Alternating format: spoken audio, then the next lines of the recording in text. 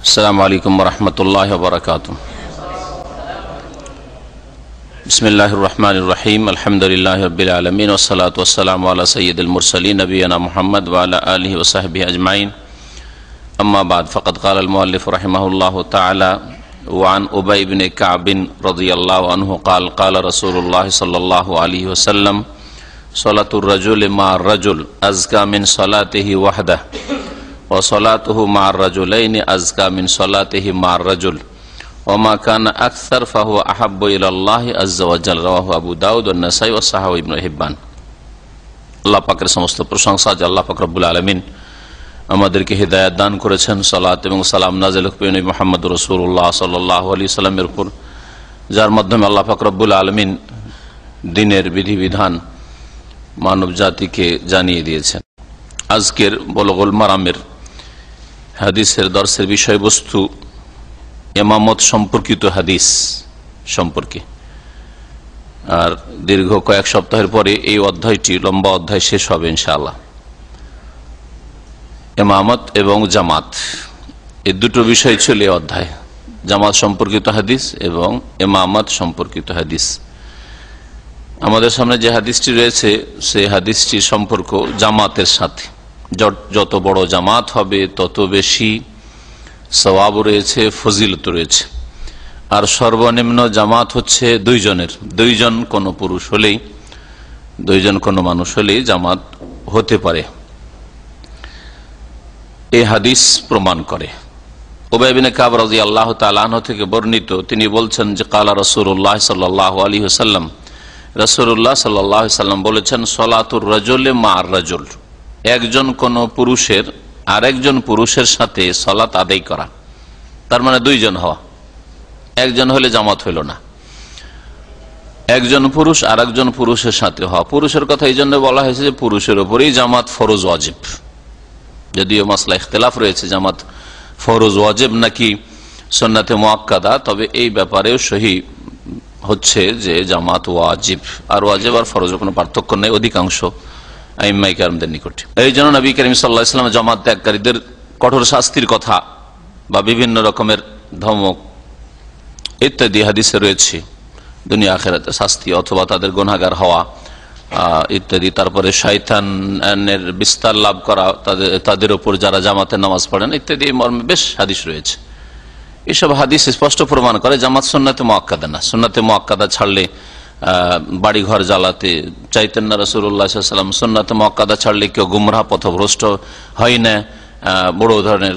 সুন্নাতে মুআক্কাদা ছাড়লে শয়তান বিস্তার লাভ করবে, শয়তান ছেয়ে যাবে ওইসব লোকদের উপর, এমনটা হয় না। এইরকম বেশ হাদিস রয়েছে। আর এই বিষয়টি এর আগে বিস্তারিত আমাদের এই বুলুগুল মারামে দর্শে এসেছে। উপর যেহেতু আল্লাহ শ্রেষ্ঠত্ব দিয়েছেন, আল্লাহ পুরুষকে সৃষ্টিগত ভাবে গঠনের দিক থেকে, তারপরে কোন সিদ্ধান্ত নেওয়ার ক্ষেত্রে তাদের তুলনায় মহিলারা দুর্বল। বিভিন্ন সৃষ্টির দিক রয়েছে, আভ্যন্তরীণ আর বাহ্যিক। তো এই জন্য আল্লাহ পাক এই ফজিলত যে দান করেছেন, যার ফলে নেতৃত্ব পুরুষের হাতে থাকবে, পুরুষের হাতে থাকবে। অবেমা আনফাকু। আর দ্বিতীয় কারণ হচ্ছে যে যেহেতু পুরুষই খরচ করে থাকে, পুরুষের ওপর ভরণ পোষণ ফরজ, ওই মহিলার ফরজ না। তো যেই ব্যক্তি খরচ করছে বাড়িতে, সে নেতৃত্ব দেবে না।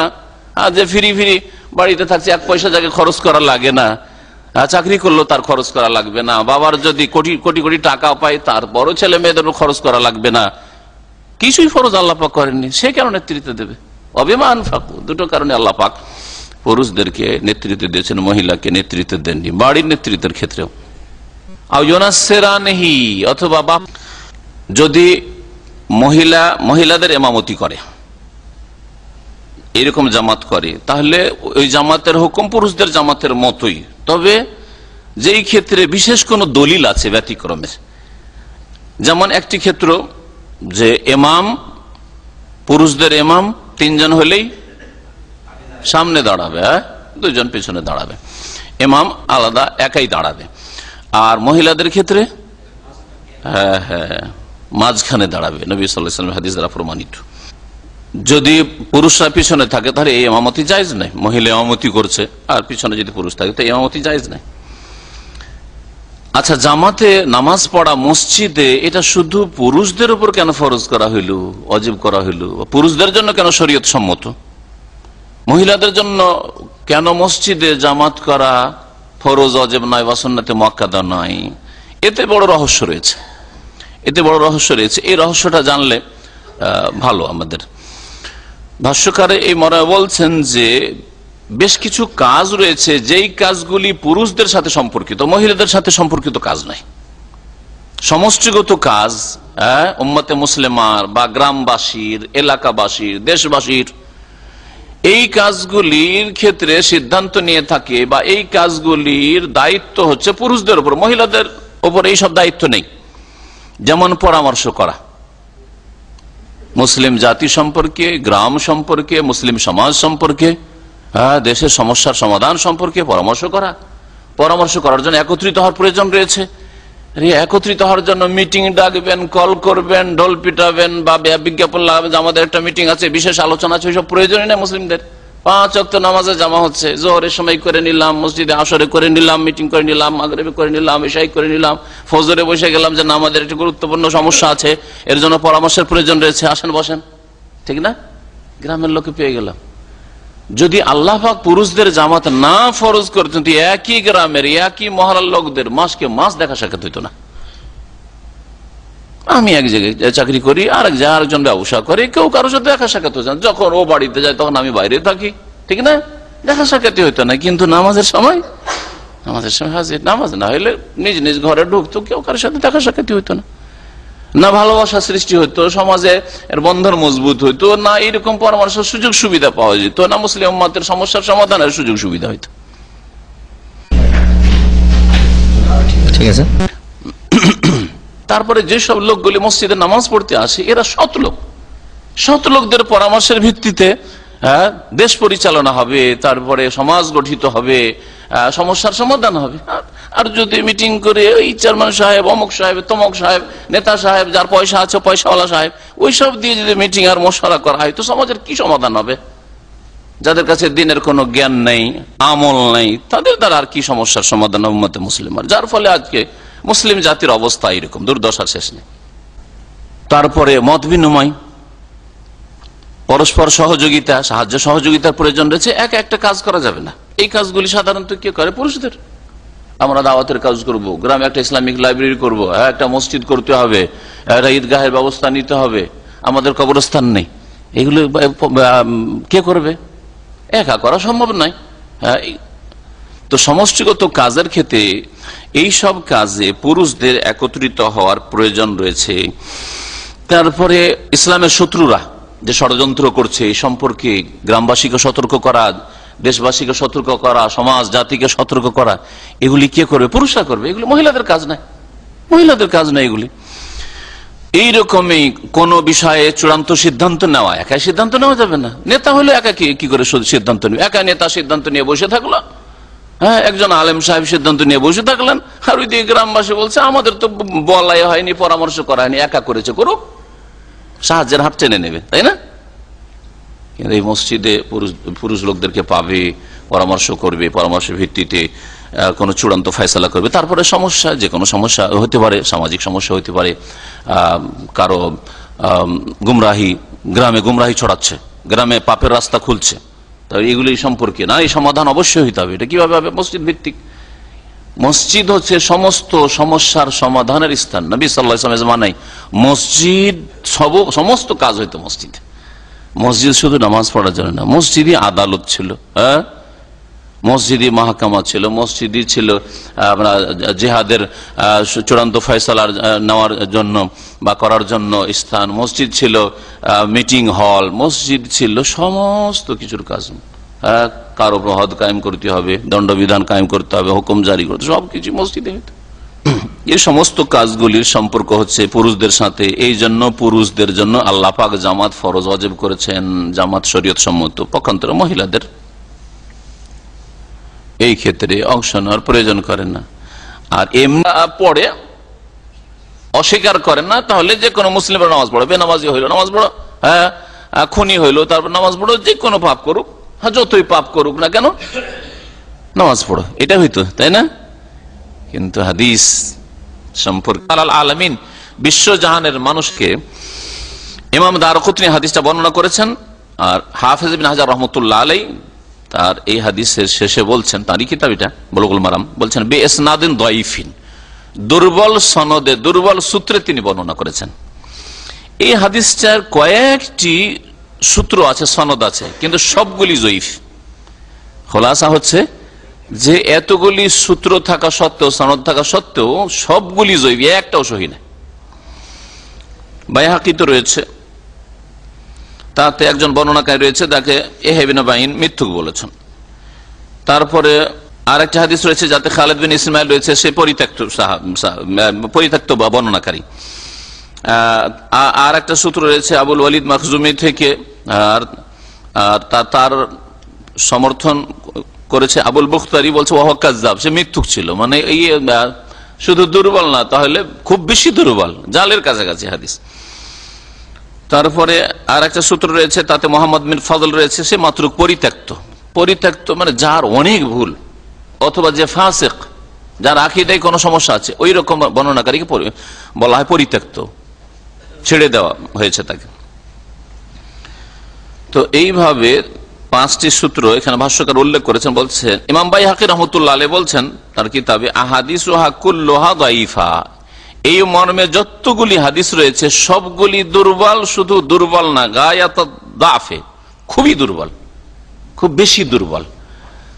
যদি খুব বেশি দুর্বল হয় তাহলে সমর্থনে কোনো ফায়দা হয় না, এটা হচ্ছে মুহাদ্দিসিনদের কায়দা কারণ। আর হালকা দুর্বলতা, দুর্বল না, দুর্বলতা যদি থাকে তো কয়েকটি সনদ মিলে শক্তি হাসিল হয়। আর এই শক্তি হাসিল হলে সর্বনিম্ন কি হতে পারে, হাসান লে গায়রি হয়ে যেতে পারে, আমলযোগ্য হয়ে যেতে পারে। হালকা দুর্বলতা থাকলে, দেখেন আপনি শরীরের ক্ষেত্রে আমরা বলে থাকি আজকে আমাকে দুর্বলতা অনুভব হচ্ছে শরীরটায়, তার মানে হালকা দুর্বল। আর যদি কেউ বলে আজকে আমি দুর্বল, তার মানে দুর্বল, হ্যাঁ ঠিক না? দুর্বলতা মানে হালকা দুর্বলতা আছে, দুর্বল না সে। আর আমি দুর্বল, খুব বলেনি, বেশি বলেনি, শুধু বলছে আমি দুর্বল, তার মানে দুর্বল, আসলে দুর্বল, নিশ্চিত যে দুর্বল।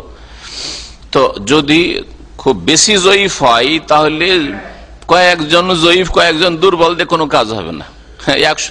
100 কিলোর যদি বস্তা থাকে আর 5 বছর 7 বছরের বাচ্চাকে যদি ধরিয়ে দেন, 5টা গড়িতে পারবে না। 80-90 বছরের বুড়োগুলোকে যদি ধরিয়ে দেন, হ্যাঁ যে তোরা উঠা, হ্যাঁ সব ওরাও পারবে না। কিন্তু হ্যাঁ দুর্বল, ঠিক আছে, 50-60 বছর বয়স, খানিকটা দুর্বল অথবা অসুস্থ, দুর্বল কিন্তু আছে, শরীরে শক্তি আছে, উঠিয়ে দিতে পারবে 5 জন হইলে। তো এইরকমই ঠিক মানে বোঝানোর জন্য আমি উদাহরণটা দিলাম। হাদিসের ক্ষেত্রে যদি জাফ শদীদ, বেশি দুর্বল হয় তাহলে 50টা সূত্র থাকলেও কোনো কাজ হবে না, 50টা সূত্র থাকলেও কাজ হবে না, কারণ তাতে আরো সন্দেহ বেড়ে যাবে যে সবগুলি এরা জাহান্নাম পার্টি একই রকম, একে অপরের সমর্থন করেছে, একে অপরের অন্ধ অনুকরণ করেছে, তাকলিদ করেছে। সুতরাং এদের হাদিস সহিহ নয়। যদি হাদিসটা সহিহ হতো তো একজন তো বলিষ্ঠ ব্যক্তি, বিশ্বস্ত ব্যক্তি হাদিসটা বর্ণনা করতো, তারা কেন হাদিস বর্ণনা করেনি? সেই জন্য যদি বেশি দূর। আর একটি বিষয় হচ্ছে জানাজা পড়া, তাই না? জানাজা পড়ার ক্ষেত্রে মাসলা হচ্ছে যে ফাসেকদের জানাজা পড়লে লাভ আছে না জানাজা ত্যাগ করলে লাভ আছে, এটা দেখতে হবে। সাধারণ লোকের জানাজা পড়বে অবশ্য, যে কোনো ফাসেকের বিদাতির যদি শিরক কুফরি পর্যন্ত না পৌঁছে, নাস্তিকতা, ফাসেক কিন্তু নাস্তিক নয়, বিদাতি কিন্তু বড় শিরক করা বিদাতি নয়, কবর মাজার পূজারী বিদাতি নয়, হুলুল ওয়াহদাতুল ওজুদের বিদাতি নয়, তাহলে এইরকম যদি হয় তাহলে বিদাতির জানাজা পড়া যাবে, ফাসেকের জানাজা পড়া যাবে যদি তাতে ফায়দা থাকে। আর যদি ফায়দা না থাকে, তাতে না পড়লেই তাতে লোকেরা সতর্ক হবে, হেদায়েত হবে, তাহলে জানাজা ছাড়া যাবে। কিন্তু জনসাধারণ জানাজা পড়বে যে কোনো মুসলিমের, যতক্ষণ মুসলিম আছে, ইসলাম থেকে বেরিয়ে যায়নি, শিরকের মাধ্যমে অথবা নাস্তিকতার মাধ্যমে, ইসলামের বিধিবিধান অস্বীকার করার মাধ্যমে এরকম বেরিয়ে যায়নি, নওয়াকিদে ইসলাম নেই, তাহলে জানাজা জনসাধারণ পড়বে। বিশিষ্ট ব্যক্তিরা, নেক লোকেরা দেখবে যে এই লোক প্রভাবশালী লোক, হ্যাঁ এই লোকের জানাজা যদি আলেমে দিন পড়ে, হ্যাঁ নেক পরহেজগার লোকেরা এলাকার পড়ে তো ফায়দা হবে না ক্ষতি হবে? যদি দেখা যায় এর যদি জানাজা না পড়া যায় তাহলে দিনের দাওয়াতের রাস্তা, দিন প্রচারের রাস্তা, মসজিদ মাদ্রাসার রাস্তা বন্ধ করে দেবে, তাহলে ওই জালেমের নামাজ পড়বে। হ্যাঁ, ওই গুনাহগার বিদাতি বা ফাসেকের জানাজা পড়বে। এটা হচ্ছে হিকমত, এটা হচ্ছে হিকমত। কারণ একটা জানাজা না পড়ার কারণে সব মসজিদ যদি বন্ধ হয়ে যায়, মাদ্রাসা বন্ধ হয়ে যায়, ইসলাম প্রচার বন্ধ হয়ে যায়, তো আপনি কি লাভ করলেন? লাভ করলেন না। তাতে অনেকে মনে করে যে এগুলি কথা হয়তো মানে মন গড়া ফতুয়া না। আব্দুল্লাহ বিন ওবাইর রাইসুল মুনাফিকিন ছিল না মদিনার? ওর চাইতে বড় মুনাফিক এই উম্মতে কেউ জন্মায়নি, তাই না? আব্দুল্লাহ বিন ওবাই মুনাফিকের জানাজার ঘটনা জানা আছে। নবী করিম সাল্লাল্লাহু আলাইহি সাল্লাম শুধু জানাজায় যাননি, যে চাদরটা যে ব্যবহার করতেন মোবারক চাদর, সেটা আব্দুল্লাহ বিন ওবাই মুনাফিককে কাফন হিসাবে দান করেছিলেন, অন্য কোন সাহাবীকে তো দেননি। হ্যাঁ, ওই মুনাফিককে কেন দিয়েছিলেন? তাতে বড় হিকমত রয়েছে। এক তো তার ছেলের নেক পরহেজগার, তার অন্তর জায়গায়, এমন না হয় যে বাপের রাস্তা আবার ধরে নেই। এই একটা তালিফে কলব, অন্তরকে আকৃষ্ট করা। দ্বিতীয় হচ্ছে যে এই আব্দুল্লাহ বিন উবাই মুনাফিক এই স্বপ্নে ছিল যে মুহাম্মদ সাল্লাল্লাহু আলাইহি ওয়াসাল্লাম যদি মদিনা হিজরত করে না আসতেন তাহলে সেখানকার নেতৃত্ব পাচ্ছিল, এটা নিশ্চিত ছিল। সে এই জন্য বড় শত্রুতা ছিল যে আরে কি করলো মুহাম্মদ সাল্লাল্লাহু আলাইহি ওয়াসাল্লাম, যে এ আসলো যার ফলে আমি আর এই মদিনার নেতৃত্বই পেলাম না, বঞ্চিত হয়ে গেলাম। এই শত্রুতাকে বরদাস্ত করতে পারলো না। তার নেতৃত্বের লোভটা মারাত্মক লোভ, এটা আজকালকার নতুন কথা নয়, এটা খুব প্রাচীন ইতিহাস। নেতৃত্বের লোভ, গদির লোভ, এটা মারাত্মক জিনিস। যদি রাসূলুল্লাহ সাল্লাল্লাহু আলাইহি ওয়াসাল্লাম চাদরটা না দিতেন অথবা নামাজ পড়তে জানাজায় না যেতেন তাহলে তার বংশ খুব প্রভাবশালী। হ্যাঁ, খাজরাজ বংশ, আউস বংশের চাইতে বড় বংশ, বংশের অনেকে আছে, তারা কষ্ট পাবে।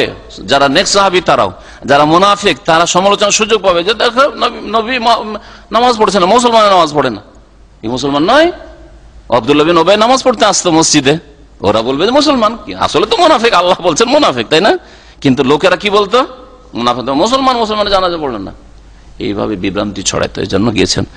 আর নবী সাল্লাল্লাহু আলাইহি ওয়াসাল্লাম বলছেন যে আল্লাহ কোরআনে বলছেন ইস্তাগফির লাহুম আও লা তাস্তাগফির লাহুম ইন তাস্তাগফির লাহুম 70 মাররাতান ফালা ইয়াগফির আল্লাহু লাহুম। আল্লাহ বলছেন যে এই সব মুনাফিকদের জন্য তুমি ইস্তেগফার কর, আল্লাহর কাছে ক্ষমা চাও, আর নাই চাও আল্লাহ মাফ করবেন না। ইন তাস্তাগফির লাহুম 70 মাররা, এমনকি 70 বার করেও যদি আল্লাহর কাছে ক্ষমা চাও যে আল্লাহ তুমি আব্দুল্লাহ বিন উবাই মুনাফিককে মাফ করে দাও, আবু জাহালকে মাফ করে দাও, আবু লাহাবকে মাফ করে দাও, আবু তালেবকে মাফ করে দাও, লা ইয়াগফির আল্লাহু লাহুম, আল্লাহ মাফ করবেন না কখনো।